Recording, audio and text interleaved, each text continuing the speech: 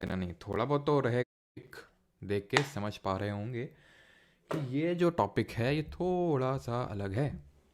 ठीक है, तो एक प्रॉब्ली 11:30 बजे या फिर 11 बजे ही ऑलमोस्ट बजट की बजट की क्लास करेंगे, बिकॉज हमें पता है आज इंतरिम बजट पेश हुआ है।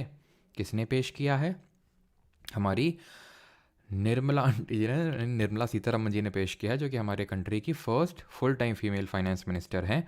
उन्होंने क्या प्रेजेंट किया है? बजट नहीं, एनुअल फाइनेंशियल स्टेटमेंट, वार्षिक वित्तीय विवरण पेश किया है। और ऐसा करके उन्होंने एक और हिस्ट्री क्रिएट कर दी, एंड दैट इज़ कि 6 बार बजट प्रेजेंट करने वाली बन गई हैं हमारी फाइनेंस मिनिस्टर। इससे पहले ये रिकॉर्ड किसके पास था? अगर आप बताने का प्रयास करेंगे तो ये मोरारजी देसाई जी के पास था, 6 बार बजट प्रेजेंट करने का। और अभी निर्मला सीतारमन जी ने भी इसको अचीव कर लिया है। और अगर फिर से मोदी गवर्नमेंट आती है, फिर से निर्मला सीतारमन जी फाइनेंस मिनिस्टर बनती हैं और फिर से बजट को प्रेजेंट करती हैं, because let me tell you कि जुलाई में फिर से बजट आएगा। ये तो सिर्फ इंतरिम बजट था, थोड़े टाइम के लिए, जब तक चुनाव नहीं हो जाते, जुलाई तक के लिए, खर्चों को चलाने के लिए ये बजट को लाया गया है। पूरे फाइनेंशियल ईयर के लिए नहीं है। फाइनेंशियल ईयर कब से स्टार्ट होता है बताइए जल्दी से। हाँ सर, जीवन साथी की ऐड आ रही है, साथी तो नहीं मिला। अच्छा, पढ़ लो तो मिल जाएगा अभी। ठीक है। हाँ, मोरारजी देसाई सबका सही है, हरजू अंजलि, बीना जैन और सोनल सबका सही है। अच्छा, जो भी आएगा ठीक है, अब कौन आएगा वो उस पर डिबेट नहीं कर रहे हैं। मेन ये मैं बताना चाह रहा हूँ कि फाइनेंशियल ईयर हमारा स्टार्ट होता है 1 अप्रैल से, चलता है 31 मार्च से। और आज के PYQ सेशन मैंने बताया था क्यों ऐसा होता है, और यहाँ नहीं बताऊँगा। अगर नहीं पता तो कल हम लोग देखेंगे कि क्यों 1 अप्रैल से ही हमारा फाइनेंशियल ईयर यानी कि जो वित्तीय वर्ष है वो शुरू होता है, क्यों नहीं 1 जनवरी से हो जाता है। ठीक है, तो ये जो हमारा ड्यूरेशन होता है, इसके खर्चे के लिए बजट लाया जाता है, एनुअल फाइनेंशियल स्टेटमेंट लाया जाता है। लेकिन अभी ये सिर्फ अप्रैल से लेकर जुलाई तक के लिए होगा। जुलाई में फुल टाइम बजट आएगी, जब हमारी फुल टाइम गवर्नमेंट आ जाएगी। राइट, बिकॉज ये गवर्नमेंट तो अब जाने वाली है। ठीक है, ये जो नॉट गवर्नमेंट, एक तरह से बोल सकते हैं, ये जो लोकसभा है ये डिजॉल्व होने वाली है। ऑलराइट, खैर पॉलिटी को और इकोनॉमिक्स को रखते हैं साइड, वो हम कल के बजट लेक्चर में देखेंगे। कल दोनों चीज़ें इन्वॉल्व होने वाली हैं, polity and budget, but more on the side of economy, sorry polity and economy, and more on the side of economy. तो चलिए बात करते हैं इलेक्ट्रिसिटी बाई परमार से। तो what is electric current? Electric current होता क्या है? विद्युत धारा होती क्या है? अगर आप गेस करना चाहें, एकदम खुली छूट है, एकदम गेस करो, कोई नेगेटिव मार्किंग नहीं, कुछ नहीं। ठीक है, इलेक्ट्रिक करंट क्या होता है? विद्युत धारा। गेस कर लिया अपने माइंड में? हम्म, तो सबने सही गेस किया होगा। ठीक है, तो इलेक्ट्रिक करंट क्या होता है? इलेक्ट्रिक करंट होता है फ्लो ऑफ चार्ज पर unit time. Flow of charge पर यूनिट टाइम है। थोड़ा सा कंफ्यूजिंग लग रहा होगा, और सिंपल बनाते हैं। Flow of electrons per unit time.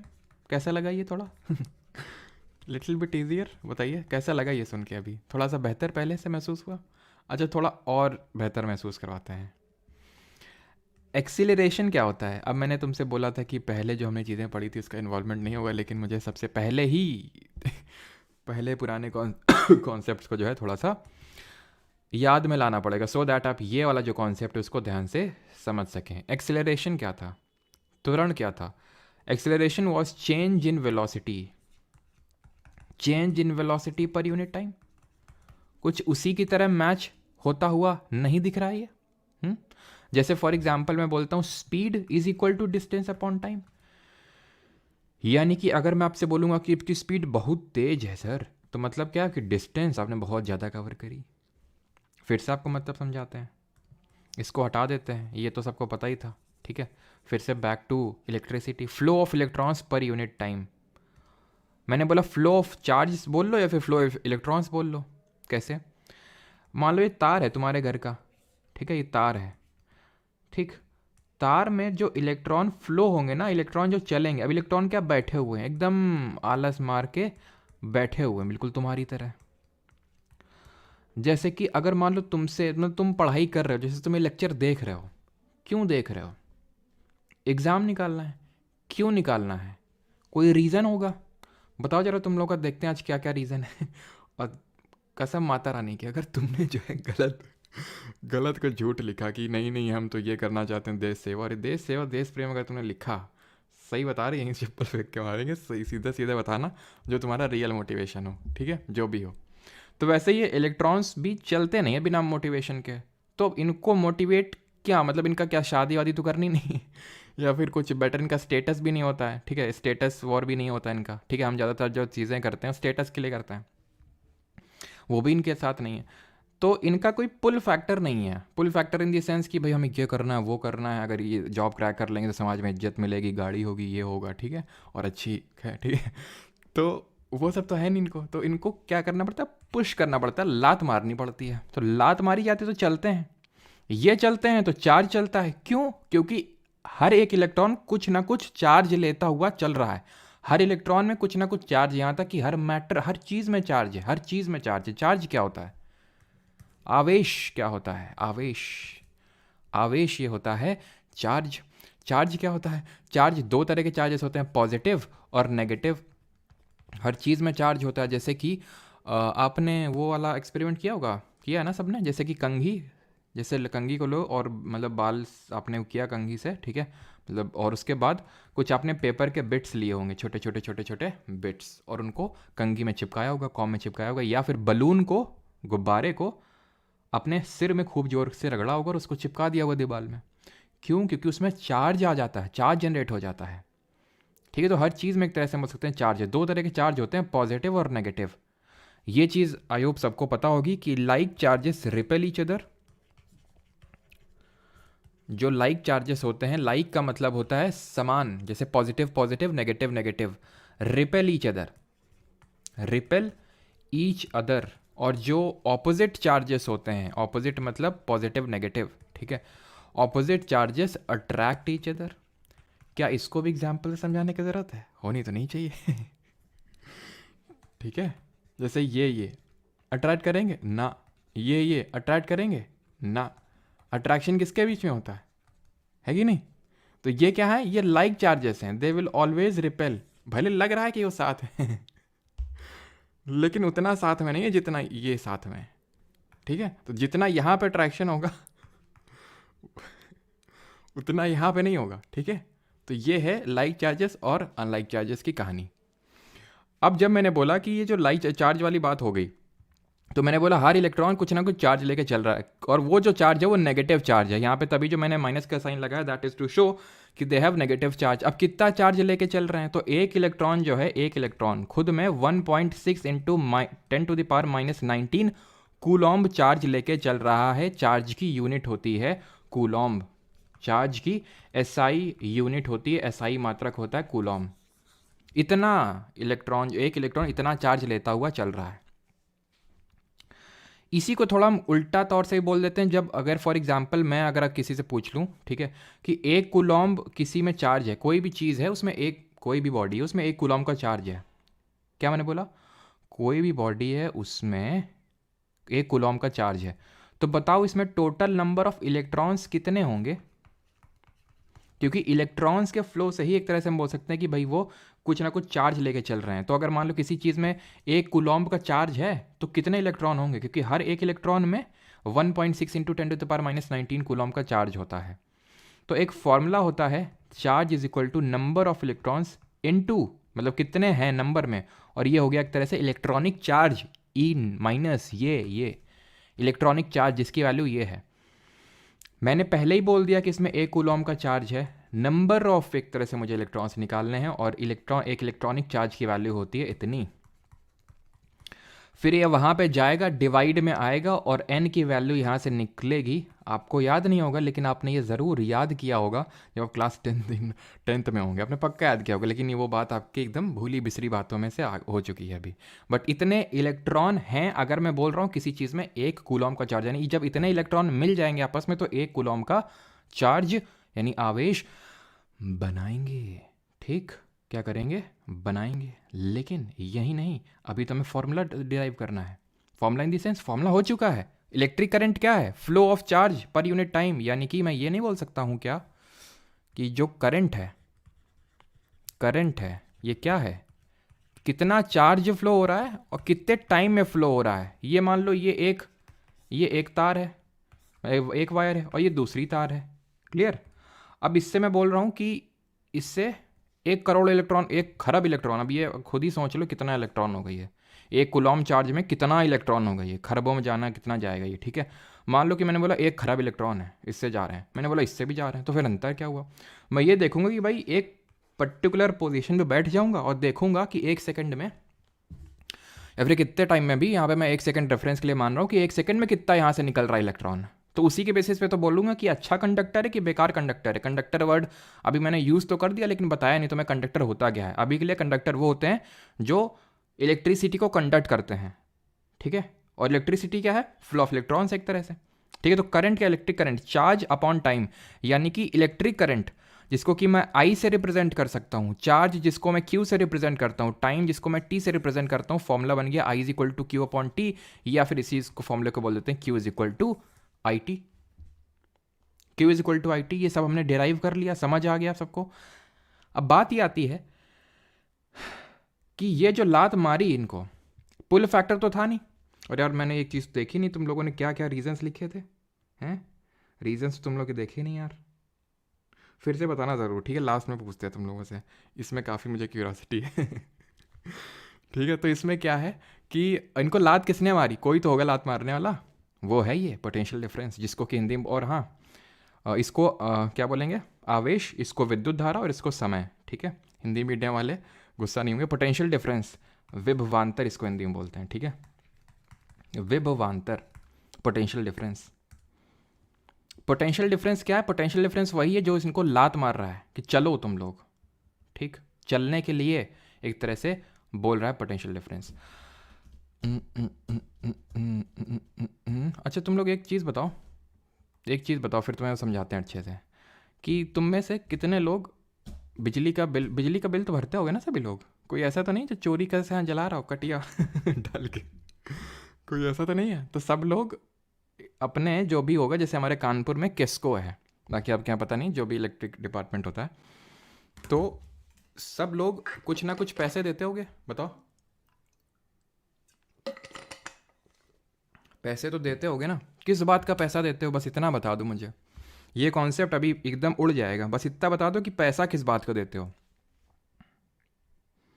ठीक है। ये बता दो बस, पैसा किस बात का देते हो, तब तक हम तुम्हें थोड़ा और इसको आगे बढ़ाते हैं। अच्छा ये बताओ, ये एक मतलब कांच की रॉड, मेले में नहीं एक कांच की रॉड आया करती थी, याद है तुम्हें, ग्रीन ग्रीन कलर की या फिर रेड कलर की, उसमें कुछ भरा होता था, है ना, बड़ी अच्छी लगती थी, ठीक है। तो वो समझ लो, जेविनल है, हाँ। पंजाब में फ्री, हाँ अरे हाँ भी, केजरीवाल जी जहाँ पे वहाँ पे फ्री नहीं होगी। सब के सब चोर है। यूनिट का यूज़, अरे क्या होता है यूनिट, जिसको 3 रुपीज़ पर यूनिट। केसर अवस्था से अनुराग शर्मा, अच्छा है। नहीं बताया किसी ने, there must be potential to, एकदम सिंपल भाषा में बताओ। ना ना ना, इलेक्ट्रॉन के, हाँ सुधीर वर्मा ने बोला इलेक्ट्रॉन के पैसे देते हैं, बस इसी पे आते हैं भी सुधीर जी, ठीक है। और किस किस को लगता है यहाँ पे कि इलेक्ट्रॉन का पैसा देते हैं, बस इतना हाँ या ना में जवाब दे दीजिए, और ज़्यादा ओवर स्मार्ट बनने की कोशिश मत करना। अगर लग रहा है तो हाँ बोलना, ठीक है, क्योंकि मुझे तुम्हें गलत प्रूव करना है बस, क्योंकि उसमें बड़ा मज़ा आता है। तो अब यहाँ पे एक रॉड है, ठीक है, वही वाली जो मेले में मिलती थी, उसमें कुछ पानी जैसा भरा रहता था, एकदम मैंने इसको हॉरिजॉन्टल कर रखा है, क्या इसमें पानी फ्लो होगा, हाँ या ना, ना। लेकिन इसको मैं टेढ़ा कर दूं थोड़ा सा, अब फ्लो होगा कि नहीं, बिल्कुल फ्लो होगा, खटाक से फ्लो हो जाएगा तुरंत। क्यों, क्योंकि एक हाइट का डिफरेंस आ गया, एक हाइट का डिफरेंस आ गया इसमें, इसमें इस केस में पोटेंशियल एनर्जी ज़्यादा हो गई। क्यों, हाइट ज़्यादा हो गई, पोटेंशियल एनर्जी क्या होती है, mgh। यहाँ पे भाई मास तो सेम है, mgh, हाइट इस केस में ज़्यादा है तो यहाँ पोटेंशियल एनर्जी ज़्यादा, यहाँ कम। और हाई से लो में हमेशा किसी भी चीज़ का फ्लो होता है। अगले वीक से मंडे से ज्योग्राफी स्टार्ट करेंगे, वहाँ देखेंगे हवा क्यों चलती है, तो हवा चलती है हाई प्रेशर से उच्च दाब से निम्न दाब यानी लो प्रेशर, तो हमेशा हाई से फ्लो ही। जैसे फॉर एग्जांपल अगर मुझे थोड़ी सी फिजिक्स में नॉलेज ज़्यादा है तो मैं आपको फिजिक्स की नॉलेज दे रहा हूँ, ठीक है। अब मैं खुद HC वर्मा सर के सामने थोड़ी ना कम्पीट कर सकता हूँ, ठीक है, वो मुझे नॉलेज देंगे अगर मैं उनके सामने फिजिक्स में मतलब बैठ जाऊँ तो, है कि नहीं। वो सिंपल है, क्यों, क्योंकि उस केस में, अभी केस में हो सकता है मैं हाई हूँ और आप लो हो, उस केस में वो हाई होंगे मैं लो होऊंगा, है कि नहीं, बात ये सिंपल। तो सिंपल सी बात यह है कि हमेशा हाई से चीज़ें लो में फ्लो होती हैं, लेकिन उसके लिए डिफरेंस चाहिए किसी चीज़ का। जैसे फॉर एग्जांपल, चलो एक और एग्जांपल देते हैं तुम्हें। ये मान लो कि दो बाल्टी हैं जो भी है, तो इसमें बहुत ज़्यादा पानी भरा हुआ है, इसमें जरा सा इत्तू सा पानी भरा हुआ है। इसको दोनों को कनेक्ट कर दिया मैंने। फ्लो होगा कि नहीं होगा, मूवमेंट होगा कि नहीं होगा पानी का? बिल्कुल होगा, हाई से लो होगा। यहाँ ज़्यादा पानी, यहाँ कम पानी, तो यहाँ से यहाँ फ्लो होगा। लेकिन एक पॉइंट ऐसा आएगा जब दोनों में पानी का लेवल सेम हो जाएगा, बराबर हो जाएगा। चाहे तुम कितने भी कनेक्ट कर दो, अब फ्लो होगा ही नहीं, क्योंकि सब दोनों सेम पे आ चुके हैं। There should be a difference for the flow to occur. Similarly यहाँ पे भी पोटेंशियल डिफरेंस इन इलेक्ट्रॉन्स के फ्लो का अगर होना है, इन इलेक्ट्रॉन्स का फ्लो का होना है, तो एक डिफरेंस क्रिएट करना होगा जिसको बोलेंगे पोटेंशियल डिफरेंस, विभवांतर। और वो पोटेंशियल डिफरेंस ही आपका जो इलेक्ट्रिक, जिसको आप पैसा भरते हो, वो इसी के लिए भरते हो। किसके लिए? कि इलेक्ट्रॉन्स को मूव करवा दो। इलेक्ट्रॉन्स का पैसा नहीं देते हो, इलेक्ट्रॉन्स तो पहले से ही तारों में भरे पड़े हैं। उन इलेक्ट्रॉन्स को मूव करवाने का पैसा देते हो, वहां से एनर्जी भेजी जाती है और वो एनर्जी इनको मूव करवाती है। तो potential difference is equal to एक तरह से वर्क डन, या फिर एनर्जी बोल सकते हो, वर्क डन। ठीक है, work done to move that charge.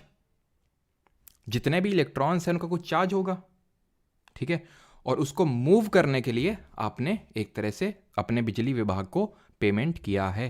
इतनी चीज क्लियर हुई कि नहीं? समझ में आया कि नहीं ये क्या होता है पोटेंशियल डिफरेंस?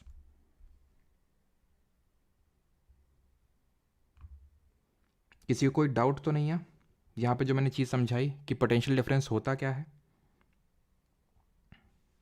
पोटेंशियल डिफरेंस क्या है कि कितना वर्क किया गया उस चार्ज को मूव करवाने के लिए। इस वर्क का ही, इस एनर्जी का ही आप पैसा भरते हैं। तो इसका फॉर्मूला निकल के आ गया V is equal to W/Q। Simple सा फॉर्मूला। अब यहाँ पे किससे नापते हैं पोटेंशियल डिफरेंस को? तो पोटेंशियल डिफरेंस को हम नापते हैं वोल्ट मीटर से।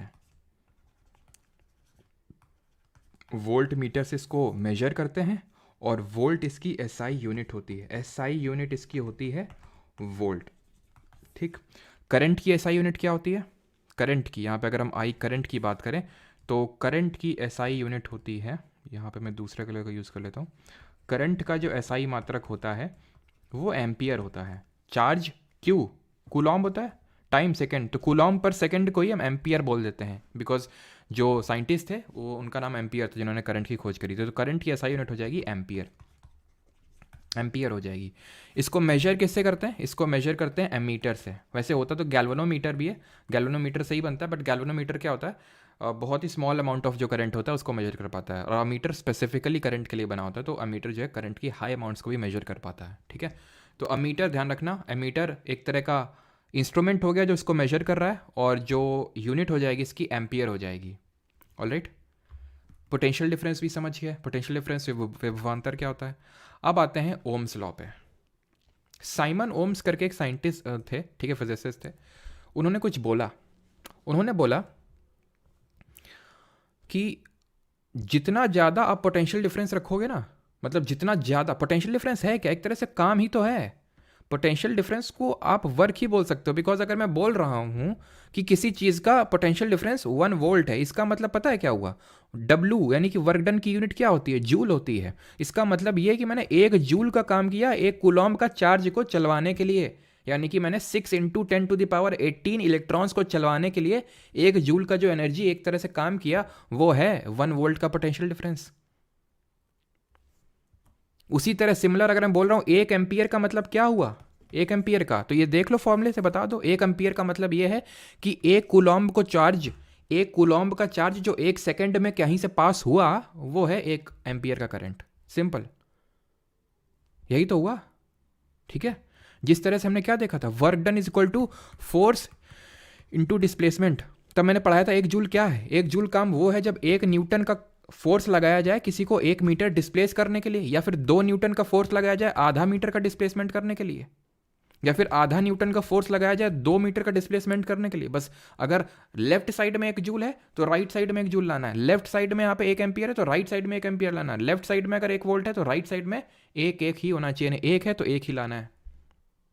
क्लियर? ओम्स जी ने ये बोला 1927 में, उन्होंने ये लॉ दिया। 1927 की बात हो रही है ये, ठीक है, सॉरी 1927 बोल रहा हूँ, 1927 तो काफ़ी जल्दी हो गया, 1827, ठीक है, 1827 होगा यहाँ पे। तो इन्होंने ये बोला कि जितना ज़्यादा आप पोटेंशियल क्रिएट करोगे, पोटेंशियल डिफरेंस क्रिएट करवाओगे, अब पोटेंशियल डिफरेंस आप किसी से भी क्रिएट कर सकते हो। ये तो मैंने एग्जांपल दिया कि भाई जो हम अपने घरों में, हमारा पंखा चल रहा है, एसी चल रही है, बल्ब जल रहे हैं, फ्रिज चल रहा है, सारी चीज़ें, तो इसके लिए हम घर में तो इतनी एनर्जी नहीं बना सकते। बना सकते हो तो अच्छी बात है फिर तो तुम्हें ज़रूरत नहीं है अपने बिजली विभाग की, तुम खुद ही वगैरह इतना एनर्जी, लेकिन फिजिबली पॉसिबल वो नहीं है घर में, ठीक है। लेकिन छोटा भी हम लेवल पे करते हैं, जैसे आपने किया होगा, जैसे बैटरी होती है ना, बैटरी है ना, बैटरी में तुमने तार जोड़े होंगे, तार से तुमने बल्ब तो जलाया होगा कभी ना कभी, है अपने दिमाग की बत्ती ऐसे जलाई होगी ये लगा के। तो ये क्या कर रही है बैटरी, ये बैटरी कुछ नहीं, पोटेंशियल डिफरेंस क्रिएट कर रही है बस, क्योंकि इलेक्ट्रॉन तो पहले से तार में था, मूव नहीं कर रहा था, और मूव करने से करंट जनरेट होता है, और जब करंट जनरेट होगा तब बल्ब जलेगा ये। तो बैटरी एक तरह से पोटेंशियल डिफरेंस क्रिएट करने का काम करती है, विभवांतर। तो इन्होंने बोला कि अगर आप जितना ज़्यादा इसमें पोटेंशियल डिफरेंस क्रिएट करोगे ना, जितना ज़्यादा वर्क डन करोगे, उतना ही ज़्यादा तुमको करंट देखने को मिलेगा किसी चीज़ में, यानी कि डायरेक्टली प्रोपोर्शनल है दोनों एक दूसरे के। बस इसको कांस्टेंट ऑफ प्रोपोर्शनैलिटी को हटा के इक्वल टू का साइन लगाएंगे, तो यहाँ पे कांस्टेंट ऑफ प्रोपोर्शनैलिटी आ जाएगा, जिसको बोलते हैं आर, जिसको बोलते हैं रेजिस्टेंस यानी कि प्रतिरोधकता। रेजिस्टेंस यानी कि प्रतिरोधकता। अब रेजिस्टेंस क्या होती है? रेजिस्टेंस ये होती है कि जब, ऐसे जब तुमको रेजिस्टेंस समझाते हैं हम, आओ रेजिस्टेंस समझाते हैं। रेजिस्टेंस, ये इलेक्ट्रॉन लोग भरे हुए हैं यहाँ पे, ठीक है, ये क्या है, इलेक्ट्रॉन लोग भरे हुए हैं यहाँ पे। बेचारों की आंखें तो होती नहीं है, आंखें इनकी है नहीं, तो फिर ये जब इनको यहाँ से लात पड़ती है ना, लात कौन मार रहा है? बैटरी मार रही है, या फिर बिजली विभाग मार रहा है, इनको एनर्जी दे रहा है। तो जब इनको लात पड़ेगी मूव करेंगे, क्योंकि आंखें तो है नहीं, भर भर के एकदम रहे, तो एक दूसरे से टकराएंगे ये। जब इंसान के आंखें होते हुए भी टकराता है, मान लो कि इंसान, जैसे नहीं कि आपने देखा होगा कि मंदिर के लिए एकदम खूब भीड़, यहाँ पे लाइन लगी हुई, लाइन लगी हुई, एकदम से खुलते ही ये लोग, भाई साहब धक्का क्यों मारे, भाई साहब पीछे धक्का क्यों आ रहा है, ठीक है। तो ये सारा जब हो सकता है उनके साथ, इलेक्ट्रॉन्स के साथ तो होगा ही होगा। तो ये जो एक दूसरे को धक्का मार रहे हैं, जितना जितना ज़्यादा धक्का मारेंगे एक दूसरे को, उतना ही इनके चलने में अवरोध पैदा होगा। उस अवरोध को बोलते हैं रेजिस्टेंस। जो हमारे इंग्लिश बाबा हैं, यानी कि इनको अवरोध नहीं समझ में आया, यानी कि रेजिस्टेंस तो फिर सुना ही होगा अगर तुम साउथ दिल्ली से हो तो तो यानी कि अगर मान लो कि ये लोग चल नहीं पा रहे हैं, तो उसको बोलते हैं रेजिस्टेंस। यानी जितना नहीं चल पा रहे हैं, क्यों नहीं चल पा रहे हैं? क्योंकि टकरा रहे हैं आपस में, उसको बोलते हैं रेजिस्टेंस। अब रेजिस्टेंस जो है कई फैक्टर्स पर डिपेंड करता है। अच्छा, तुम्हें फैक्टर्स बताता हूँ, मतलब तुम खुद ही मुझे बताओगे, ठीक है। ये एक वायर है, ये एक वायर है, ठीक है, ये वायर 1 है, ठीक है, सेम मटेरियल का वायर है, मान लो तांबे का वायर। एक मैंने ये वायर ले लिया, और सेम मतलब एरिया सेम, जिसका जितना उसका इतना उसका नीचे वाला के, भैया मैं समझ लगा कि पतला मोटा है, दोनों सेम मोटाई के हैं, बस ये वाला कम लंबा है ऊपर वाला, और नीचे वाला ज़्यादा लंबा है। बताओ किसमें रेजिस्टेंस, प्रतिरोध ज़्यादा होगा? बस पहला, ठीक। फिर दूसरा भी तुम्हें एग्जाम्पल देते हैं, ठीक है। ये एक फैक्टर है, लेंथ वाला फैक्टर, ठीक है, फैक्टर भी लिखते जाते हैं यहाँ पे। ये पहला फैक्टर है लेंथ वाला, लंबाई वाला, ठीक। दूसरा भी यहाँ पे लिख देते हैं, ठीक है। दूसरा फैक्टर ले लेते हैं एरिया वाला, यानी कि क्षेत्रफल वाला भी एरिया ले ही लेते हैं, लगे ठीक है। तो ये है, मान लेते हैं ये ए और बी कर लेते हैं इसको, ठीक है। तो इस बार क्या करते हैं, ये एक है, ठीक, ये एक ले लेते हैं, और दूसरा ये ले लेते हैं। लेंथ सेम है इस बार, ध्यान रखना, वहाँ पे एरिया सेम है, लेंथ डिफरेंट, यहाँ लेंथ सेम है, एरिया डिफरेंट करते हैं, ठीक है। और आप अपना आंसर मैच करिएगा, और फिर हम आपको कारण भी बताएंगे कि हमने क्यों कोई आंसर दिया। यार ड्राइंग में मतलब बचपन में बहुत मैडम ने मारा तो काफ़ी, लेकिन फिर भी ड्राइंग आई ना हमको, ठीक है। तो ये जो है एरिया इसका जो है काफ़ी ज़्यादा है, काफ़ी ज़्यादा, ठीक है। तो अब मुझे बताओ किस में ज़्यादा रेजिस्टेंस होगा। मैं बोल रहा हूँ कि इसमें इलेक्ट्रॉन भरे हैं, ठीक है, ये लोग इलेक्ट्रॉन भरे हुए हैं, ठीक है, ये इलेक्ट्रॉन भरे हुए हैं, ये एक इलेक्ट्रॉन भरे हुए, मतलब सेम मटेरियल है, इलेक्ट्रॉन इसमें भी भरे हुए हैं खूब, ठीक है। किसमें ज़्यादा, मान लो, रुको पहले ड्रॉ कर लेने दें, ठीक है। ये तुम हो, लाइन लगी हुई है, काउंटर में मैडम जी बैठी हुई है, मैडम जी के पास पहुंचना है तुमको, ठीक है, ये पहला केस है।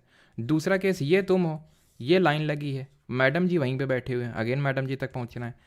किस केस में ज़्यादा देर में पहुंचोगे, ज़्यादा दिक्कत में पहुंचोगे, ज़्यादा तुम्हारे पसीने छूट जाएंगे मैडम जी तक पहुंचने में? केस सेकंड में क्यों? ज़्यादा लंबी लाइन थी ना, बस इस केस में रेजिस्टेंस ज़्यादा है, यानी कि जैसे ही लेंथ इंक्रीज करोगे रेजिस्टेंस भी इंक्रीज हो जाएगा, क्योंकि अब इलेक्ट्रॉन्स को लंबा डिस्टेंस कवर करना है ना, तो ज़्यादा कोलिजन होगा। सिंपल। यहाँ पे आ जाते हैं, यहाँ पे भी इलेक्ट्रॉन्स मान लो ऐसे ऐसे ऐसे इलेक्ट्रॉन भरे हुए हैं, ठीक है। अब पहले दूसरे केस में ले लेते हैं, किसमें कम रेजिस्टेंस होगा। अब इसमें खुल के मौका मिल रहा है ना, जैसे मान लो कि मंदिर का जो द्वार है जहाँ पे भगवान जी मान लो भगवान जी विराजमान है, ठीक है, यहाँ पे बहुत सारे लोग, भीड़ है, ये भीड़ है, ठीक है। ये एक केस है। और दूसरा केस है कि हमने गेट को बड़ा कर दिया, गेट को चौड़ा कर दिया, गेट अब इतना चौड़ा है, तो कम कॉलिजन्स होंगे ना, कम लोग टकराएंगे ना। अब दूसरे वाले केस में टकराना रेजिस्टेंस है, सिंपल, इस केस में रेजिस्टेंस कम हो जाएगा। यानी कि मैं ये बोल सकता हूं कि resistance is directly proportional to length, resistance is inversely proportional to the area of cross section, यानी कि लंबाई के डायरेक्टली प्रोपोर्शनल है और एरिया के क्षेत्रफल के इनवर्सली प्रोपोर्शनल है। बस बन गया अपना formula, L upon A. Constant of proportionality हटाएंगे, रो एल अपॉन ए। रो कहाँ से आ गया ये सर? रो कहाँ से आ गया? रो कहाँ से आ गया उसको बताने से पहले और रो की यूनिट निकालने से पहले, और ये रो है क्या उस पर भी आते हैं, लेकिन ये ध्यान रखना, ये जो रेजिस्टेंस है, ये रेजिस्टेंस कहाँ पे आया था? ओम्स लॉ में आया था ना। इसकी एसआई यूनिट क्या होती है? एसआई मात्रक। इसका एसआई मात्रक होता है ओम, ठीक है। और इसका सिंबल ये होता है, ठीक। और इसका जो होता है ना रेजिस्टिविटी का, ये रो, इसका होता है मो। ओम का उल्टा कर देना, बस मो बन जाएगा, ठीक है। मैं मजाक नहीं कर रहा हूँ, यही होता है। या फिर इसको हम ओम इनवर्स लिख देते हैं, ओम इनवर्स बोल दो, या फिर उसको उल्टा कर दो, मो बन जाएगा। अब ये कैसे, क्या है क्या, थोड़ा सा उसको समझते हैं, ठीक है।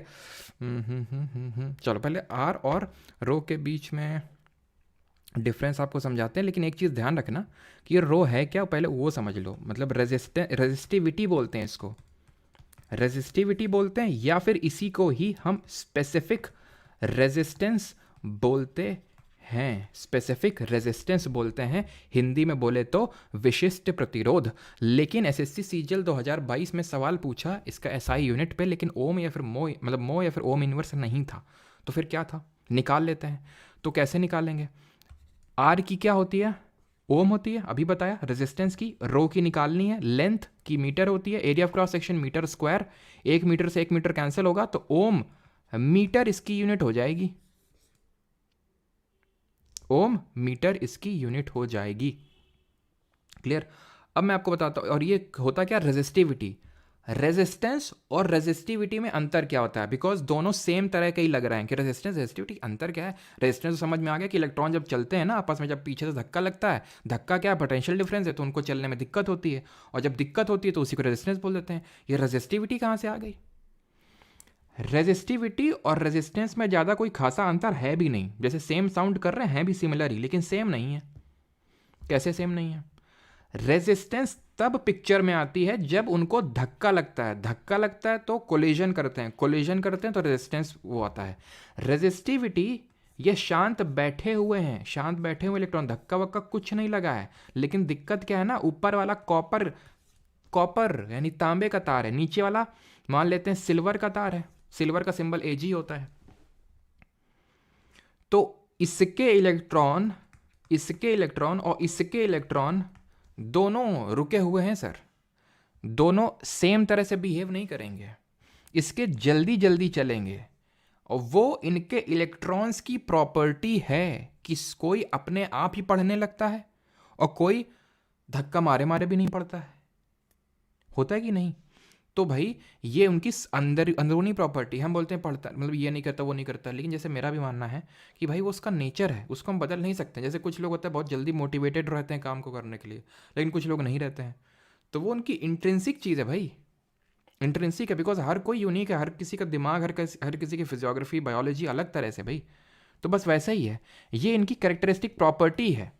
ये लेंथ भी सेम है, एरिया भी सेम है, सब कुछ सेम है, तो फिर ऐसा क्यों है कि सिल्वर का जो चांदी का तार होता है बहुत अच्छा इलेक्ट्रॉन, बहुत अच्छा कंडक्टर होता है, लेकिन कॉपर का उतना नहीं होता? होता है, लेकिन सिल्वर के कंपैरिजन नहीं होता। अब एल्यूमिनियम का ले लो, एल्यूमिनियम का कॉपर के कंपैरिजन में उतना अच्छा नहीं होगा।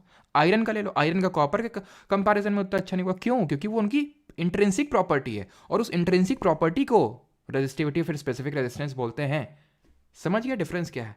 रेजिस्टेंस तब आ रहा है जब इलेक्ट्रॉन्स चल रहे हैं, तो कोलिजन, ये क्या है? इंट्रिंसिक प्रॉपर्टी है। रेजिस्टिविटी का यहाँ पे चार्ट लगा हुआ है, जैसे सिल्वर की रेजिस्टिविटी इतनी है, कॉपर की थोड़ी और ज़्यादा, एल्यूमिनियम की थोड़ी और ज़्यादा। जिसकी जितनी ज़्यादा रेजिस्टिविटी उसका उतना ही कम कंडक्टिविटी। अब यहाँ पे तुम तीन तीन चीज़ें समझ लो। तीन तरह के मटेरियल्स होते हैं, तो एक को बोलते हैं कंडक्टर, एक को बोलते हैं सेमीकंडक्टर। इसका हिंदी आई थिंक मुझे याद नहीं आ रहा है, तो उसके लिए सॉरी, एक बार देख लेना, अगर फिर कोई हो तो यहाँ पे प्लीज़ कमेंट कर देना।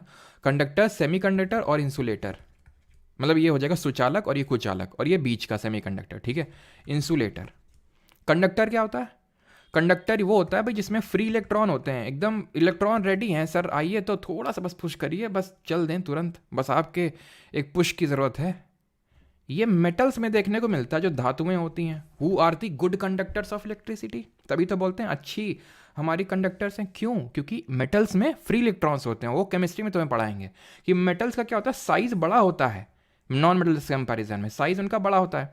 अब ये जो प्रोटॉन है ना, सबको बांध के रखता है, क्योंकि पॉजिटिव चार्ज है, पॉजिटिव ये चार्ज है, ये जो न्यूक्लियस, जिनको पता है तो उनके लिए बता रहा हूँ, नहीं पता है तो छोड़ दो, इस कॉन्सेप्ट को केमिस्ट्री में समझेंगे, पता है तो समझ लो।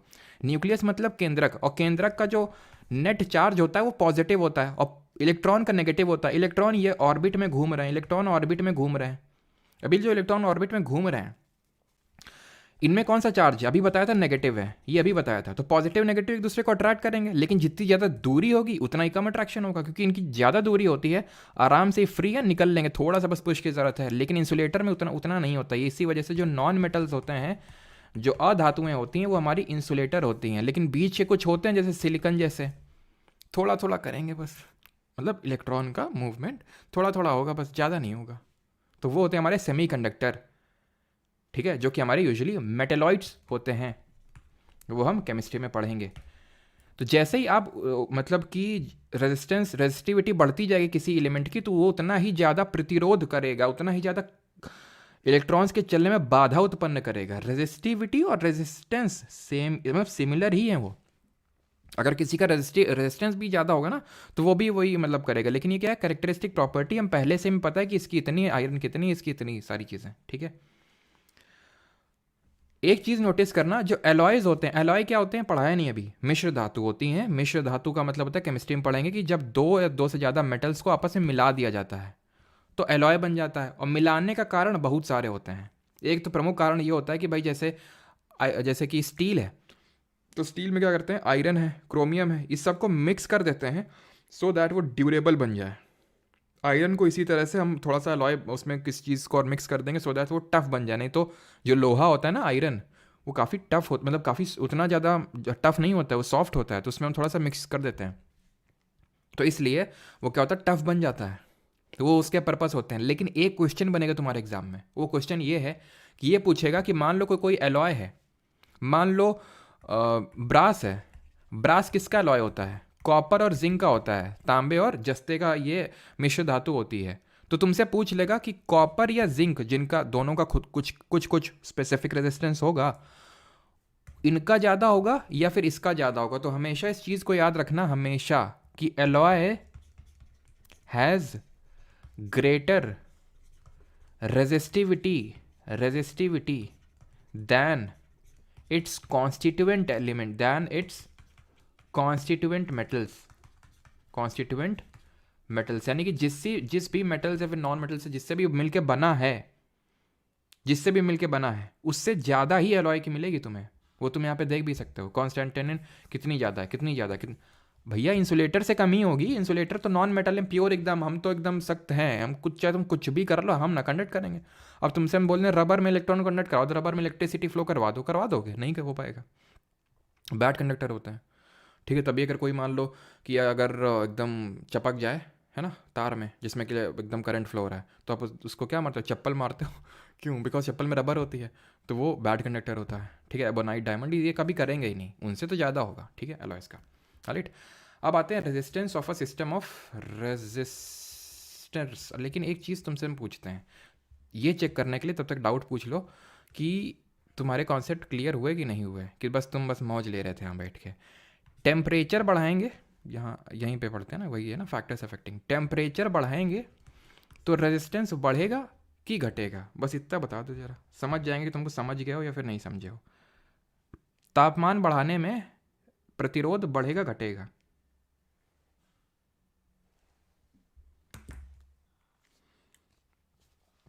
वाटर वाटर देखो, जो प्योर वाटर होता है वो बैड कंडक्टर होता है, वो कंडक्ट नहीं करता है। लेकिन अगर हम इम्प्योर ले लेंगे तो इम्प्योरिटीज़ वो कंडक्ट करवाने लगती हैं।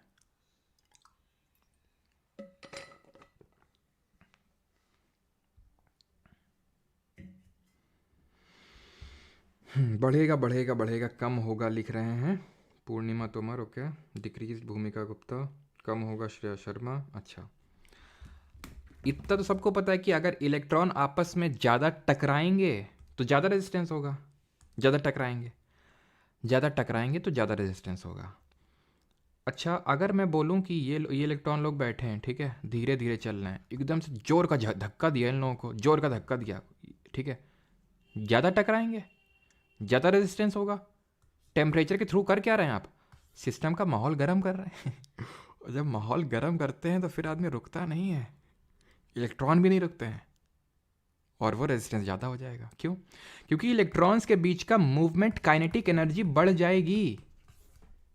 तभी तो जब आप पानी को हीट करते हैं, जब आप पानी को हीट करते हैं तो क्या होता है? पानी वेपर में कन्वर्ट हो जाता है, लिक्विड वेपर में कन्वर्ट हो जाता है। क्यों? टेम्परेचर बढ़ा दिया, उनके बीच में मूवमेंट इतना ज़्यादा बढ़ गया कि उन्होंने अपने फोर्सेस ऑफ अट्रैक्शन को तोड़ दिया, वो केमिस्ट्री में पढ़ेंगे, और वो उड़ गए, गैस बन गए। टेम्परेचर बढ़ाने से मूवमेंट बढ़ेगा, मूवमेंट बढ़ाने से काइनेटिक एनर्जी बढ़ेगी, काइनेटिक एनर्जी बढ़ाने से रेजिस्टेंस बढ़ेगा। ये चीज़ ध्यान रखिएगा। अब आते हैं resistance of a system of resistors.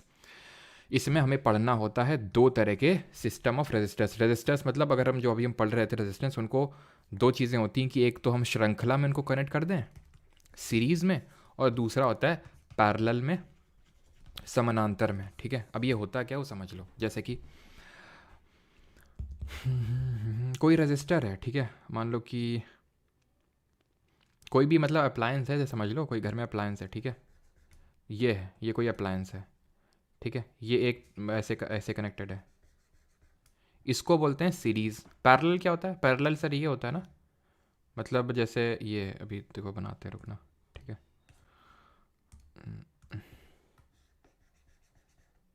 ठीक, रुकना अभी, ये पैरेलल हो गया है ना, ये हो गया आपका पैरेलल। गलत बात। क्यों? पैरेलल वो पैरेलल नहीं होता जो आप अभी तक समझ रहे थे कि भाई बस दोनों चीज़ ऐसे हो जाएं पैरेलल हो जाएगा।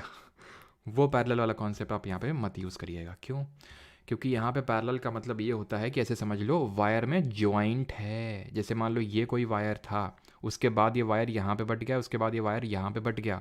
जब यहाँ से करंट में फ्लो करवाऊँगा ना, तो मतलब एक तरह से, या फिर एक तरह से पोटेंशियल डिफरेंस लगाऊंगा ना, तो यहाँ पे जो करंट होगा इस वाले सेक्शन में और नीचे वाले सेक्शन में, ये दोनों सेक्शन में अलग अलग होगा। लेकिन जब यहाँ से मैं फ्लो करवाऊंगा तो दोनों में सेम जाएगा। लेकिन फॉर एग्जाम्पल अगर मैं यहाँ पे इसको कनेक्ट ना करता तो ये सीरीज में ही कनेक्ट, सीरीज में ही था। वायर में कहीं जॉइंट दिख रहा है क्या? यहाँ से करंट तुमने डाला, सबके पास सेम ही पहुँचेगा। ऐसा नहीं कि इसके पास पहले लगा है तो पहले ज़्यादा पहुँचेगा, अभी बाद थोड़ा कम पहुँचेगा। ना ना ना, सब में सेम पहुँचेगा। ऐसे सेम यहाँ पे चाहे तुम 1000 ऐसे रजिस्टर लगा दो, इलेक्ट्रॉन्स तो हर जगह मौजूद है ना। ऐसे थोड़ी ना कि बस ये इलेक्ट्रॉन यहाँ भरे पड़े, यहाँ से तुम मारोगे तो एक एक करके इलेक्ट्रॉन पहुँचेगा। चलो भैया पहले तुमको थोड़ा देते हैं, फिर जो बच गया इनको दे देते हैं। ऐसा नहीं, हर जगह इलेक्ट्रॉन भरा पड़ा है, सेम टाइम में मूव करना स्टार्ट करते हैं सब। ठीक है, तो सीरीज और पैरेलल तुम समझ गए। अब इस पे ये क्वेश्चन पूछता है कि जैसे फॉर एग्जांपल सीरीज में ये R1 है, ये R2 है, ठीक है, मान लेते हैं इस तरह से जैसे मैंने बताया, ये भी तो सीरीज ही होगा क्योंकि अभी वायर में ज्वाइन नहीं आया है। ठीक है, ऐसा नहीं कि कोई अलग सा यहाँ से वायर निकाल दिया और यहाँ पे कोई और रेजिस्टर को मैंने कनेक्ट कर दिया ना। ठीक है, सिंपल ही है एकदम। ये R3 मान लेते हैं, फिर इस तरह से R4 हो गया, इस तरह से। ठीक है, R4। तो बता दो इक्विवेलेंट रेजिस्टेंस कितना होगा, कितना रेजिस्टेंस करंट को ऑफर होगा इक्विवेलेंट नेट में। तो कुछ नहीं करना होता, सबको उठा के जोड़ देना होता है, R1 plus R2 plus R3 plus जितना हो, सिंपल बस जोड़ देना होता है। और पैरेलल में क्या करना होता है? पैरेलल में ये फॉर्मूला होता है 1/R equivalent is equal to 1/R1 plus 1/R2। और इसके मैं डीप में नहीं जा रहा हूँ इसके डेरिवेशन में, बिकॉज उतना नीडेड नहीं है। डेरिवेशन में जा तो सकता हूँ, वही है कि नीडेड नहीं है। बस इतना समझ के रखना कि सीरीज़ में जब श्रृंखला में कनेक्टेड होते हैं रेजिस्टर्स तो उनको सेम करंट मिलता है। यानी कि सेम उनको विद्युत धारा मिलती है, सेम करंट उनको रिसीव होता है जितने भी रेजिस्टर्स लगे हुए हैं। लेकिन जब पैरेलल, और पोटेंशियल डिफरेंस अलग होगा, सेम करंट बट जो पीडी होगा विभवांतर वो डिफरेंट होगा, वो अलग अलग होगा। लेकिन अगर मैं बात कर दूं पैरेलल की, यानी कि जब समानांतर में कनेक्टेड होंगे, तो यहाँ पे सेम पोटेंशियल डिफरेंस मिल रहा होगा विभवांतर, और डिफरेंट करंट इनको रिसीव कर रहा होगा, बिकॉज एक तरह से समझ लो कि वायर में ज्वाइंट आ गया तो करंट अब सेम नहीं रहेगा। बस ये चीज़ याद रखना जो यहाँ पे लिखा हुआ है, और ये बस चीज़ याद रखना ये, ठीक है, कि आर इक्विवेलेंट कितना होगा, R1 plus R2 plus R3 plus R4 जितने लगे हुए हैं सीरीज में अगर है, और अगर पैरेलल में है तो इस तरह से इसका फॉर्मूला निकल के आएगा। क्या मैं आप लोगों को एक न्यूमेरिकल दे दूं आपको, आपका ये टेस्ट लेने के लिए कि आपको चीज़ें समझ में आई कि नहीं आई, ठीक है। तो चलो आप लोगों को एक सवाल देते हैं, आप लोग एक सवाल करिएगा, ठीक है। 2 सवाल देते हैं। पहला सवाल बेसिक सा है, अगर आ गया तो, वैसे तो ऐसे ज़्यादा कुछ आते नहीं है, ठीक है, लेकिन हाँ ये फॉर्मूला आ जाएगा बिल्कुल, ठीक है, और फॉर्मूले को अप्लाई करना भी आ जाएगा, बेसिक सा एकदम, ऐसा नहीं क्योंकि बहुत टफ सा आ जाएगा, लेकिन फिर भी आपको चीज़ें पता होनी चाहिए, ठीक है। मान लेते हैं कि आपको हमने बोला कि 2 रेजिस्टर्स हैं, ठीक है, 2 रेजिस्टर्स हैं, ध्यान से सुनिएगा, ठीक है, 2 रेजिस्टर्स हैं, एक 20 ओम का और दूसरा 4 ओम का, ठीक है, वो कनेक्टेड है एक बैटरी से। बैटरी क्या करती है बताइए जल्दी से कमेंट में। Connected to a 6 volt battery, ठीक है। तो बताइए, और ये दोनों जो है किस में कनेक्टेड है, तुमको हम बता दे रहे हैं, फिगर विगर नहीं बना रहे हैं, बता रहे हैं तुमको ये सीरीज़ में ही कनेक्टेड है, ठीक है, हम तुमको बता ही दे रहे हैं सीरीज़ में कनेक्टेड है 6 वोल्ट बैटरी।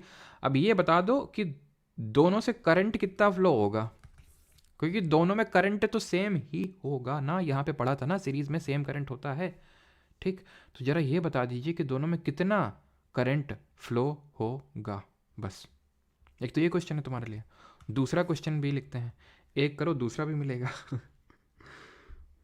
फिर ये मत बोलना हम कोई मंदिर का घंटा है। चलो तो पहले ये कर लो, ठीक है, पहले इसको कर लें फिर आगे बढ़ते हैं।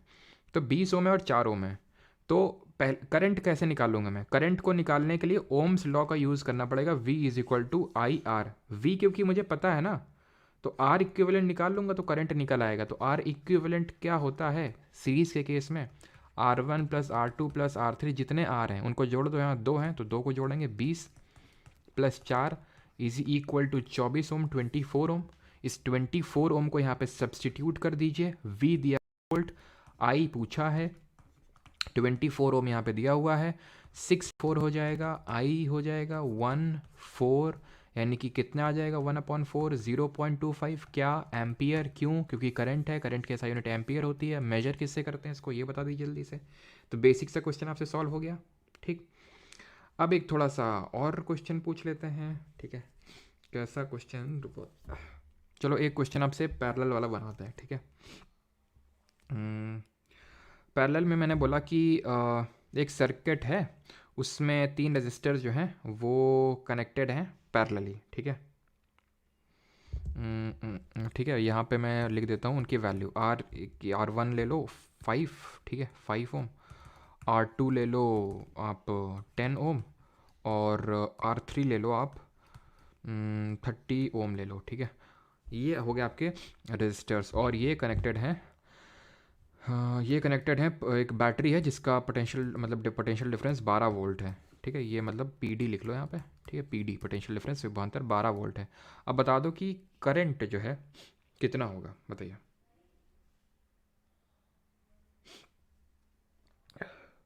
करंट कितना होगा बताइए जल्दी से, ये पैरेलली कनेक्टेड है, और करंट पता है, ये क्योंकि मैंने बोला तीनों पैरेलली कनेक्टेड हैं, तो इसका मतलब तुम्हें समझ जाना चाहिए कि तीनों में करंट जो होगा वो अलग अलग फ्लो होगा। जैसे यहाँ पे मैंने निकाला था 0.25 एम्पियर, इसका मतलब समझे दया तुम, इसका मतलब ये कि इसको भी 0.25 मिल रहा है, इसको भी 0.25 मिल रहा है, लेकिन इस केस में नहीं होगा सर ऐसा, इस केस में नहीं होगा ऐसा, कैसा होगा फिर। V is equal to I R, V is equal to I R, simple. V कितना है 12 है, रेजिस्टेंस कितना है 5 है, 5 है, तो I इज इक्वल टू 12/5, यानी कि मैं कितना बोल सकता हूँ, ये हो जाएगा आपका 2.5 4 एम्पियर। ये ये करंट किसको मिल रहा होगा? इन भाई साहब को। दूसरे भाई साहब को कितना मिल रहा होगा? पोटेंशियल डिफरेंस क्योंकि सेम रहता है, तो ये is equal to I R. ठीक है, तो आई निकालना है, आर कितना है 10, तो इस केस में आई कितना निकल आएगा 1.2 एम्पियर। किसको? 10 ओम वाले भैया को इतना मिल रहा है, और 30 ओम वाले भैया को कितना मिल रहा है? तो वी तो 12 ही है ना, तो V is equal to I R 12/30, यानी कि 6 दूनी 12, 6 30, यानी कि 0.4 एम्पियर निकल आएगा यहाँ से। ये है तीनों को जितना मिल रहा है, तीनों को अगर तुम जोड़ दोगे ना, कितना आएगा? तीनों को जोड़ दो, 2.4, 1.2 और 0.4 को जोड़ो। जैसे 0.4 को 1.2 से जोड़ोगे 1.6, तो 2.4 को 1.6 में जोड़ोगे तो कितना आएगा? 4 आ जाएगा, 4 एम्पियर। 4 एम्पियर। अब तुम में से कुछ लोग बोलेंगे सर इतना निकालने के लिए मतलब तुम तो मतलब कुछ आता ही नहीं तुम्हें, तो हमने तो तुरंत निकाल लिया था। सीधे 1/r इक्विवेलेंट किया और 1/r1 plus 1/r2 plus 1/r3 किया। ठीक है, ऐसे कर दिया, एलसीएम ले लिया 30, 5 6 30, 10 3 30, 30 1 30, 1/r आर इक्विवेलेंट। अब 1/r इक्विवेलेंट कितना निकल आया? 6 3 9 1 10/3, और आर निकल आया 3। आर कितना निकला? इक्विवेलेंट रेजिस्टेंस निकला 3, और V is equal to I R तो हम जानते ही, हमारे ओम जी ने ही दिया था, V is equal to I R. V है 12, आई इंटू 3, और 3 से 4 कट जाएगा, देखो आई 4 आ गया। उतना निकालने के लिए आपने इतना सब वो किया, ऐसा भी तो निकल सकता था। बिल्कुल बिल्कुल, जो आपने निकाला उसमें कोई गलत बात नहीं है। 4 एम्पियर मेरा भी निकला और आपका भी निकला, लेकिन ये क्या है? पूरे रजिस्टर, पूरे सिस्टम ऑफ रजिस्टर्स में इतना करंट फ्लो हो रहा है, लेकिन मैंने आपसे ये बोला जब पैरेलली कनेक्ट होते हैं तो सबको अलग अलग मिलता है। तो बात बिल्कुल सही है, अगर ऐसा पूछ लेता टोटल कितना फ्लो हो रहा है तो 4 ही उत्तर होता। लेकिन अगर आपसे कभी ये पूछ ले कि भाई इसमें कितना फ्लो हो रहा है, इसमें कितना फ्लो हो रहा है, तो कैसे निकालेंगे? आप समझ गए, क्योंकि पैरेलली कनेक्टेड है इस वजह से अलग फ्लो होगा। ठीक, अब आते हैं heating effect of electric current पे। जब ये इलेक्ट्रॉन लोग चलते हैं ना, धक्का मुक्की करते हैं, और धक्का मुक्की जब करेंगे तो गर्मा गर्मी माहौल में बढ़ेगी। अब लाइन में कुछ लोग लगे हैं, ठीक है भाई साहब आगे बढ़िए, अरे नहीं बढ़ेंगे, क्या कर लेंगे आप? गर्मा गर्मी होगी, फिर टकराहट होगी, तो फिर और जब गर्मा गर्मी होगी तो कुछ लोग इस गर्मा गर्मी का फ़ायदा उठा लेते। तुम हो वो गीज़र में नहाते हो, मतलब गीज़र के पानी में गीज़र के पानी का यूज़ करते हो, रॉड लगाते हो, हैं? ये हरकत तो की होगी ना तुमने, बिना उसके तो तुम नहा नहीं सकते, नहीं हो तुम पे पूरा विश्वास है हमको, ठंडे पानी में तुम नहाओगे, हैं? नहा ही लो पहले, तो रॉड लगाते होगे, तो तुम फ़ायदा उठा रहे हो इलेक्ट्रॉन्स की लड़ाई का। कैसे? जब इलेक्ट्रॉन लोग लड़ते हैं ना तो हीट जनरेट करते हैं ये लोग, और जब हीट जनरेट करते हैं तो उसका फ़ायदा उठाते हैं, और उसी को हम पढ़ते हैं practical applications of heating effect of electric current. पहले इसको समझ लेते हैं, देन आते हैं heating effect of electric current का एक फॉर्मूला होता है। फॉर्मूले से इंपॉर्टेंट है समझना थोड़ा सा। अपने सराउंडिंग में देखो कोई बल्ब लगा होगा, बल्ब क्या कर रहा है? ग्लो हो रहा है। बल्ब को छुओ जाके जरा, छुआ तो होगा कभी? सूर्य वाला नहीं छूता, सूर्य वाला 9 रुपए का आता था, एकदम पीली रोशनी भाई साहब चमका देता था एकदम छूने पे। अभी तो उतना नहीं है, लेकिन बल्ब आपके गर्म हो जाते हैं। यहाँ तक कि फ़ोन भी आपका गर्म हो गया होगा, अभी पढ़ रहे होगे, क्लास ले रहे होगे, चल रहा होगा, फ़ोन को चार्जिंग में लगाते हो फ़ोन गर्म हो जाता है, फ़ोन फट तक जाते हैं, है ना? तो क्यों ऐसा होता है?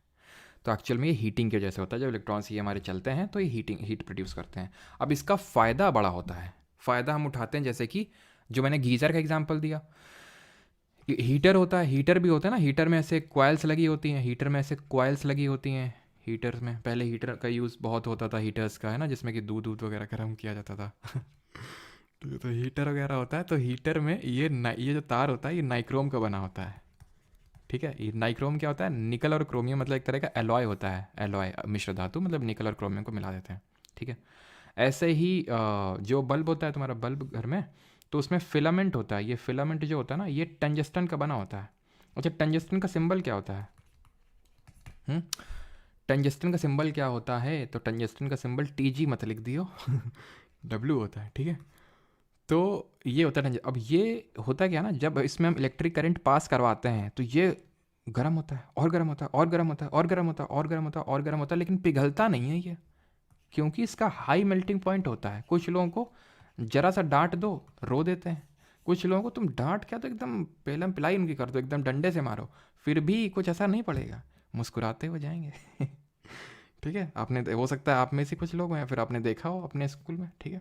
तो क्यों? क्योंकि उनका हाई मेल्टिंग पॉइंट है। इसको जितना गर्म कर दो, इसको तुम धधकते हुए लावा ज्वालामुखी में डाल दो तो भी नहीं पिघलेगा। ये टंजस्टन की मैं बात कर रहा हूँ। धधकते हुए तुम ज्वालामुखी में डाल दोगे ना तो भी नहीं पिघलेगा। करंट तो बहुत दूर की बात है। तो हाई मेल्टिंग पॉइंट है, तो ये गर्म होता है ना, तो ये चमक जाता है। लाइफ लेसन कि जब आप सफ़र करेंगे तो आप एक दिन चमक जाएंगे। तो वैसे ही टंजस्टन भी चमक जाता है। और टंजस्टन क्या करने लगता है? ग्लो करने लगता है। तो आपसे पूछता है कि बल्ब का फिलामेंट टंजस्टन का ही क्यों बनाते हैं? क्योंकि उसका जो गलनांक है हाई मेल्टिंग वो ज़्यादा है, यानी कि जल्दी मेल्ट नहीं होता है। वहीं एक तरफ हमारे फ्यूज़ भैया को भी एक एलॉय ही है, एक तरह के फ्यूज़ जो लगा होता है। ये किसी भी चीज़ के बन सकते हैं, हो सकता है लेड और टिन का मिक्सचर हो, किसी भी चीज़ का हो सकता है। तो ठीक है, लेकिन ये इंश्योर किया जाता है कि ये जो फ्यूज़ भैया हैं इनका मेल्टिंग पॉइंट लो होना चाहिए, यानी टंजस्टन का बिल्कुल उल्टा। क्यों? क्योंकि जब इनसे इलेक्ट्रिक करंट पास होगा, मतलब इनको इसलिए बनाया जाता है कि जैसे ही थोड़ा सा इलेक्ट्रॉन्स का फ्लो बढ़े, थोड़ा सा, मतलब एकदम सडन इंक्रीज हो जाए, गर्म हो जाएगा सिस्टम, तुरंत पिघल जाएं। क्यों पिघल जाएं? क्योंकि सो दैट ये फ्रिज है, ये टीवी है हमारा, अगर एकदम से बहुत ज़्यादा इलेक्ट्रॉन्स का फ्लो हो जाएगा तो ये गैजेट खराब हो जाएगा। तो जैसे एकदम से फ्लो इंक्रीज होगा, ये गर्म होगा, और गर्म होगा तो टूट जाएगा, टूट के गिर जाएगा, तो ये यहीं पे सर्किट टूट जाएगा तो करंट वहां तक जाएगा नहीं, बच जाएगा तुम्हारा अप्लायंस। इसलिए फ्यूज को लो मेल्टिंग पॉइंट का बनाया जाता है, फ्यूज वायर को। नाइक्रोम की अगर बात करें, जब इनको किया जाता है तो ये ग्लो कम करते हैं, मतलब हीट ज़्यादा निकालते हैं। तो हाथ सेक लेते हैं, दूध गर्म कर लेते हैं, रॉड से पानी गर्म कर लेते हैं। क्यों? क्योंकि वो उनको इलेक्ट्रिक करंट पास करवाने से लगाते होगे ना सॉकेट में, ठीक है, सॉकेट में प्लग लगाते होगे और ऑन करते होगे, इलेक्ट्रिसिटी जब मान लो होती होगी तभी तो रॉड गर्म होती होगी, क्योंकि इलेक्ट्रिक करंट के फ्लो से वो गर्म हो गया। उसकी प्रॉपर्टी है नाइक्रोम की, टंजस्टन की प्रॉपर्टी है वो, फ्यूज वायर की प्रॉपर्टी है वो, जिसको कि हम यूज़ में लाते हैं। आई होप ये चीज़ आपको क्लियर हुई होगी कि मैं heating effect of electric current से आपको समझाना क्या चाह रहा था। ठीक, अब इसके फॉर्मूले को देख लेते हैं। पोटेंशियल डिफरेंस क्या होता है? वर्क डन अपॉन कितना चार्ज, मतलब कितने चार्ज पे वर्क डन किया गया है कि नहीं सर? ठीक है, ये होता है पावर। मैंने पढ़ाया था आपको, शक्ति लेंस वाली नहीं, 1/4 फोकल लेंथ वाली नहीं, जिसकी यूनिट डायोप्टर होती है ना। वर्क एंड एनर्जी वाले चैप्टर में पढ़ाया था। क्या होता है बताओ जल्दी से, जल्दी से सभी लोग बताएंगे पावर का फॉर्मूला क्या होता है और इसकी यूनिट क्या होती है, जल्दी से। तो पावर यानी शक्ति का सूत्र होता है वर्क डन अपॉन टाइम। कितना कार्य किया गया, कितने टाइम में, कम टाइम लिया तो मतलब पावर तुम्हारी ज़्यादा, क्षमता ज़्यादा तुम्हारे काम करने की, तो ये होता है। ठीक, अच्छा, वर्क डन जो है ये भी तो वर्क डन ही है। सब्स्टिट्यूट कर दो यहाँ पे, तो सब्स्टिट्यूट करोगे तो तुम क्या रखोगे? Q V, charge into potential difference. अब यहाँ पे चार्ज वार्ज आ गया तो भैया थोड़ी इज्जत दे दो पावर को भी, है इलेक्ट्रिक पावर लिख दो उसको, अपॉन टाइम। सिंपल, यहाँ तक तो समझ में आओगा। अच्छा, ये क्या लिखा हुआ है, पहचानो इसको? कहीं थोबड़ा इसका देखेला लगता है। क्या है ये? Q upon T. Starting of the lecture, current क्या होता है? फ्लो ऑफ चार्ज पर unit time. Power, electric power, क्या हो गया फॉर्मूला? नहीं नहीं सर, ये हो गया। अरे ठीक है, यही लिख लो तुम, आई भी बात तो एक ही है। Power is equal to potential difference into current. हमने ये वाला टॉपिक भी तुम्हारा खत्म कर दिया एक तरह से, इलेक्ट्रिक पावर जो आगे है। तो पावर क्या है? Potential difference into current. अब बात तो यहाँ पे हो रही है हीटिंग, कितना हीट जनरेट होगा, कितना हीट जनरेट होगा वो हमें निकालना है। तो हीट पता है क्या है? हीट कितना जनरेट हुआ, ये है कि कितना पावर कितने टाइम तक लगा, वो है हीट। पावर है वी आई, और टी, टाइम को टी से डिनोट कर देंगे। हीट हो गया वी आई टी, वेल्लोर वाली या चेन्नई वाली कोई है यहाँ पे वी आई टी से? वी आई टी का एग्ज़ाम दिया किसी ने? भाई मैंने तो दिया था, मिल भी गया था वेल्लोर वाला लेकिन फ़ीस काफ़ी ज़्यादा थी इसकी, और इतना दूर कौन जाए वही घर से दूर है तो चलो खैर, वो कभी और डिस्कस करेंगे। Heat is equal to V I T, ठीक है, वी आई टी। अब तुमको याद है वो बचपन का दिन, वो वो सब याद नहीं करना है। तो क्या तुम्हें याद है, मैंने ओम्स लॉ में मैंने कुछ पढ़ाया था, V is equals to I R. उसको सब्सटीट्यूट कर दो यहाँ पे। V की जब V की जगह जब आई आर रख दोगे तो I R into I T हो जाएगा, यानी आई 2 बार हो गया, यानी आई स्क्वायर हो जाएगा, आई स्क्वायर आर टी आ गया हीट। ये भी फॉर्मूला हो सकता है, फॉर्मूला ही पूछेगा अगर पूछेगा तो, बाकी और कुछ ज़्यादा पूछेगा नहीं इसको रखने के लिए। और पूरा रखवाने को बोलेगा तो रख देना, आई करंट है, आर रेजिस्टेंस है, टी टाइम है, ख़त्म। अब पावर पे आ जाते हैं। पावर तो हमने देख ही लिया, power is equal to potential difference into current. इसको हम दो तरीके से और लिख सकते हैं। जब हम ओम्स लॉ के द्वारा दिया गया V is equal to I R इसमें सब्सटीट्यूट कर दें, पुट कर दें, तो ये जो पावर का फॉर्मूला है ये आई स्क्वायर आर भी बन जाएगा। या फिर इसको हम I is equals to V upon R भी लिख सकते हैं।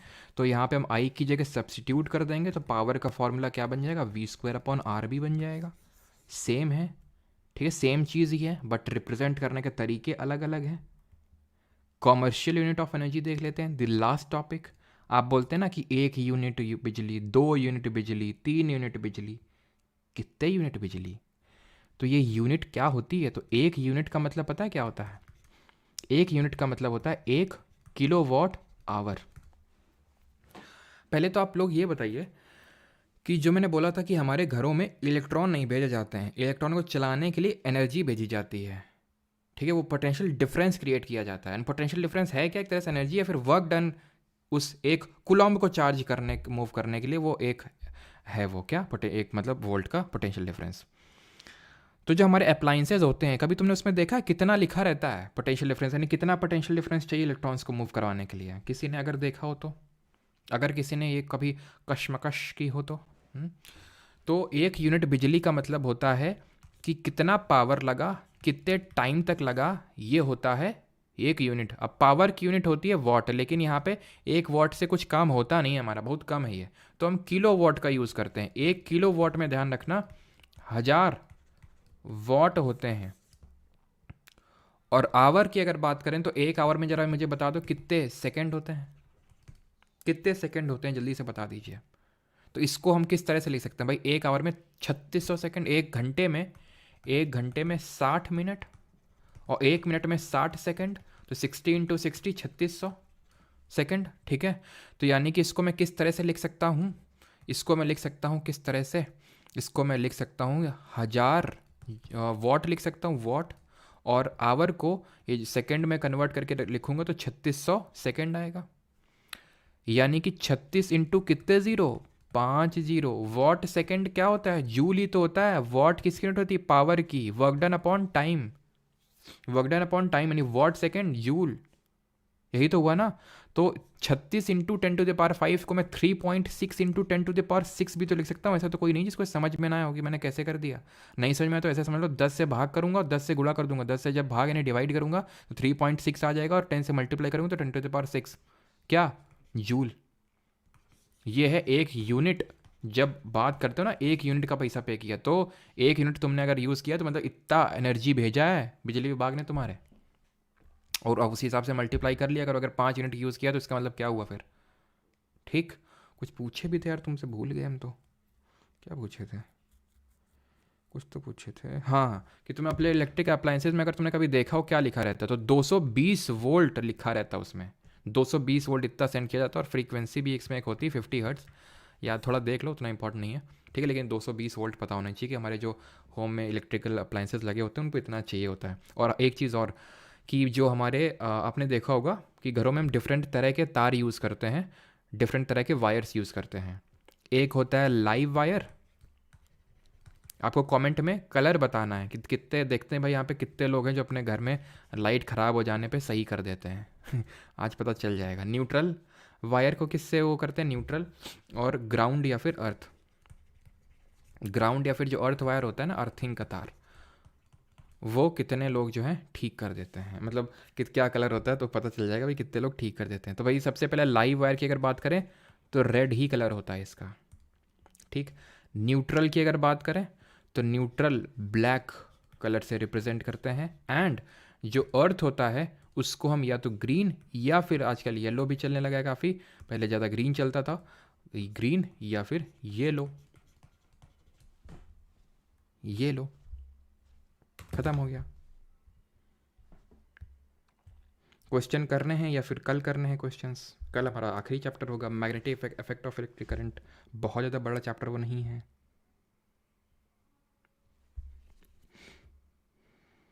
सर फिज़िक्स के बाद ज्योग्राफी कराएं प्लीज़। मार्च अप्रैल में वेस्ट बंगाल पीएससी एग्जामिनेशन है 2 2 3 पर सर।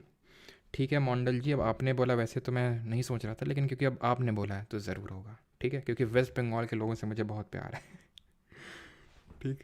अच्छा, वेस्ट बंगाल के लोग जब हिंदी बोलते हैं ना तो काफ़ी अच्छा लगता है सुनने में।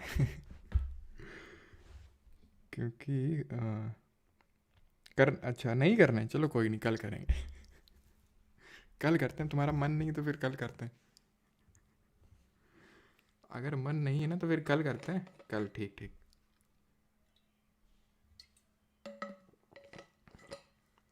अच्छा अभी नहीं करना, अच्छा ठीक है, कल ही करते हैं, अभी कोई दिक्कत नहीं। भाई क्वेश्चन आज जो है ना बन नहीं पाए।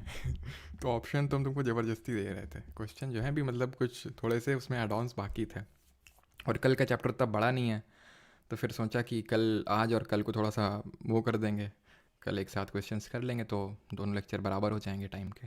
ठीक।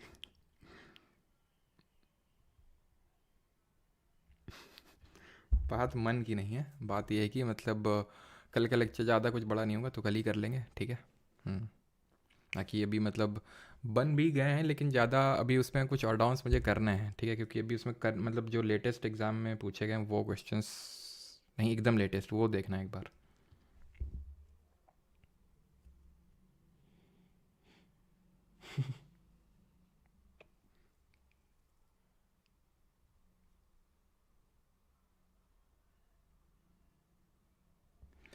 अच्छा मोटिवेट कर दें, अच्छा हाँ वो रीज़न तो बताओ तुम लोग क्यों तैयारी कर रहे हो?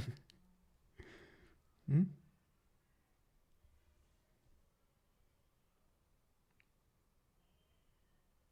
हिमाचल वालों से नहीं, नहीं हिमाचल वालों से भी, बिहार वालों से भी, राजस्थान वालों से भी, और यूपी हो तो यूपी तो अपने वाले।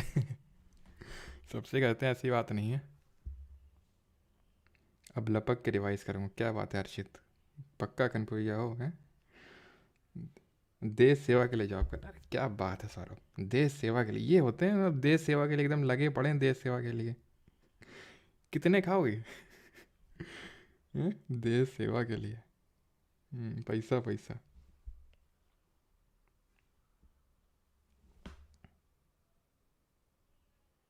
हेयर ट्रांसप्लांट कराना है। इतना भी ऑनेस्ट नहीं होना है। हम्म,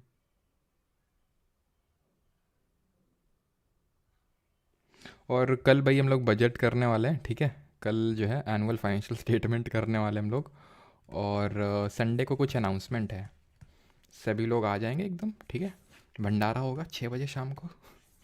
ठीक है, और पूरे मोहल्ले का न्योता है तुम्हारे, संडे को 6 बजे कुछ इंपॉर्टेंट अनाउंसमेंट होगा। Financial state. हाँ, दरोगा अप्पू सिंह का तो वो तो मुझे तुम्हारा पता है, दरोगा अप्पू सिंह। अच्छा, मम्मी के नाम पर घर, ओ करण जी काफ़ी अच्छा है। आपसे मिलने के लिए खूब कमाएंगे, खूब उड़ाएंगे। सर शादी करना, हाँ सबके ज़्यादातर वही है, फाइनेंशियल स्टेबिलिटी, और वही शादी वाला है। कोई गलत चीज़ नहीं है, अच्छी चीज़ है भाई। चलो कोई नहीं।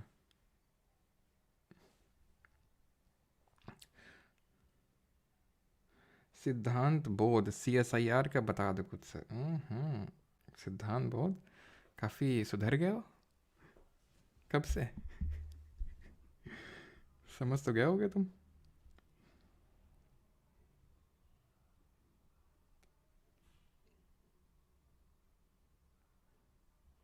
अच्छा बाइक रेसिंग करनी है, सबके अपने अपने, चलो भाई, सबको जिसको जो करना है करो। ठीक है। लेकिन हाँ, सिलेक्शन लेने के बाद अगर कोई भूल गया, अगर मुझे पता चला कि तुम मेरे स्टूडेंट है, ठीक है, और सिलेक्शन के बाद तुमने मुझे बताया नहीं, सही बता रहे हैं, घर आके तुमको उठवा लेंगे, किडनैप कर लेंगे। अगर तुमने बताया नहीं। ठीक है। हाँ, क्योंकि काफ़ी सारे इस बार ऐसे स्टूडेंट थे, बैच के अंदर ही थे। ठीक है, बाकी जगहों से सुनने को मिल रहा है कि हम परमार सर के बैच में थे, और उसने मतलब मेरे को नहीं बताया। ये काफ़ी दुख हुआ सुनकर कि दूसरे चैनल पे मुझे सुनने को मिल रहा है कि हाँ परमार सर से पढ़े हैं। मतलब तू मेरे से पढ़ा है और मेरे को ही नहीं बता रहा है तू कि उससे पढ़ा है। तो वो नहीं करना है, ठीक है। चलो भाई, thank you.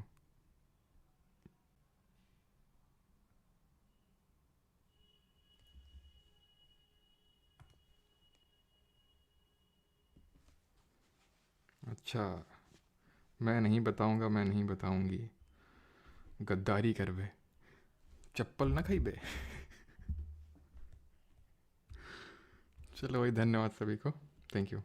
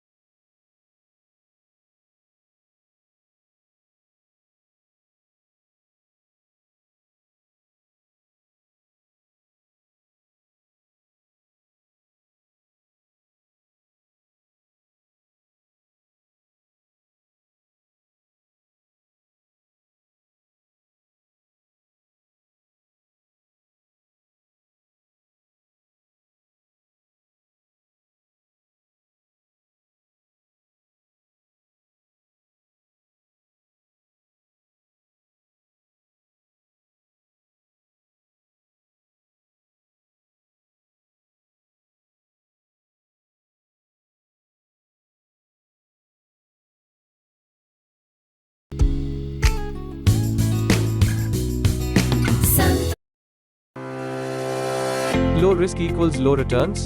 Not always. Trade in futures and options. So hello everyone, part 1 मतलब पीवाई की सीरीज़ पार्ट 1 भी ले चुके हैं, 2 भी ले चुके हैं, ठीक है।